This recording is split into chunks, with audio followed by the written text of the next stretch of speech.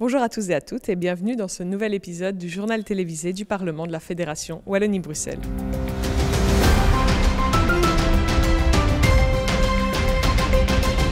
Ce mercredi 20 septembre, c'était la séance plénière qui, comme d'habitude, a commencé par les questions d'actualité. Un exercice auquel les parlementaires sont habitués, mais qui vont vous en dire davantage dans le reportage qui arrive.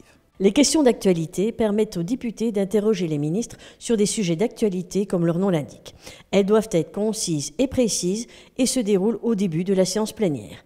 Si plusieurs questions se rapportent à un même sujet, le président, comme il est prévu à l'article 83 du règlement de l'Assemblée, peut, après avoir consulté les chefs de groupe, décider de regrouper ces questions en un débat d'actualité qui ne dépassera pas 45 minutes, réponse du ministre incluse. Écoutons les députés nous parler de cet aspect de leur travail. On ne doit pas prendre la question d'actualité seule, on doit la voir au travers également de notre travail qui fait en sorte que l'on pose des questions orales et aussi des questions à l'écrit.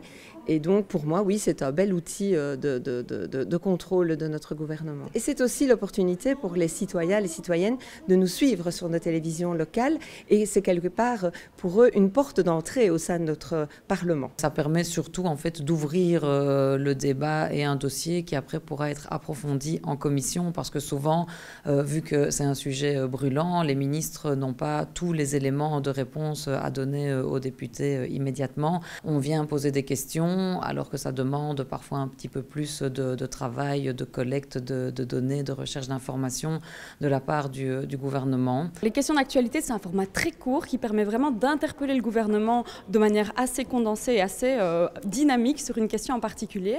Et je pense que c'est important aussi pour la reconnaissance de certains sujets, qu'ils soient portés comme ça devant toute l'Assemblée. Aussi, quand ça concerne des personnes directement, ça permet de voir les causes qui les touchent directement portées devant tout le Parlement. Les questions d'actualité, c'est effectivement un moment important dans la vie du Parlement puisque à chaque séance plénière, ça donne la possibilité d'avoir une interaction en direct avec les membres du gouvernement, de poser des questions sur l'actualité vraiment immédiate. Un petit souci pour le groupe PTB, c'est qu'on ne peut pas poser toutes les questions qu'on veut. Il y a toute une série de règlements qui font que la majorité peut décider d'interdire certains sujets. Les questions d'actualité sont précieuses parce qu'elles permettent de mettre sur le grill le gouvernement en l'interrogeant sur un sujet d'actualité immédiate. Ce n'est pas tout à fait un outil de contrôle parce que pour contrôler l'action du gouvernement, il faut pouvoir approfondir un sujet. C'est davantage en commission qu'on peut le faire. Et par ailleurs, reconnaissons que nous sommes parfois contraints par le règlement qui nous empêche d'évoquer tel ou tel sujet, notamment sous prétexte qu'il aurait été évoqué la veille ou l'avant-veille dans une réunion de commission. Donc le choix est un peu contraint. Ce mercredi 20 septembre, l'Evras, via un débat d'actualité, s'est invité au Parlement de la Fédération Wallonie-Bruxelles. En effet, suite aux manifestations et aux incendies dans plusieurs écoles, les députés et le gouvernement ont tenu à mettre les choses au point sur l'importance d'une formation à l'éducation à la vie relationnelle, affective et sexuelle dans les écoles. Ils ont apporté leur soutien aux équipes éducatives et aux parents, tout en affirmant que le décret sera bien mis en pratique pour le bien des enfants. Ce 15 septembre, c'était la Journée internationale de la démocratie. À cette occasion, le Parlement de la Fédération Wallonie-Bruxelles a organisé un événement avec des jeunes.